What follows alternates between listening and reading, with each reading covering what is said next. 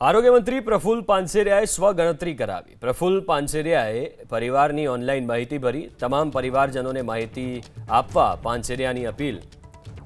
આજથી 31 મે સુધી સ્વગણતરી કરીને રાષ્ટ્રીય કવાયતમાં લઈ શકાશે ભાગ।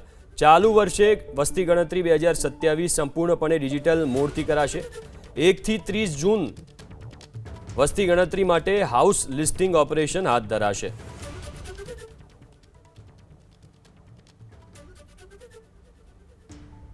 તો આરોગ્ય મંત્રી પ્રફુલ પાનસેરિયાએ સ્વગણતરી કરાવી। પ્રફુલ પાનસેરિયાએ પરિવારની ઓનલાઈન માહિતી ભરી તમામ પરિવારજનોને માહિતી આપવા પાનસેરિયાએ અપીલ પણ કરી છે। આજથી 31 મે સુધી સ્વગણતરી કરીને રાષ્ટ્રીય કવાયતમાં ભાગ લઈ શકાશે। ચાલુ વર્ષે વસ્તી ગણતરી 2027 સંપૂર્ણપણે ડિજિટલ મોડથી કરવામાં આવશે।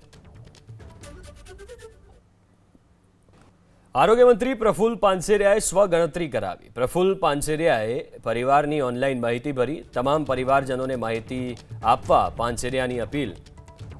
આજથી 31 મે સુધી સ્વગણતરી કરીને રાષ્ટ્રીય કવાયતમાં લઈ શકાશે ભાગ।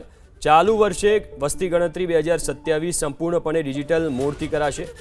1 થી 30 જૂન વસ્તી ગણતરી માટે હાઉસ લિસ્ટિંગ ઓપરેશન હાથ ધરાશે।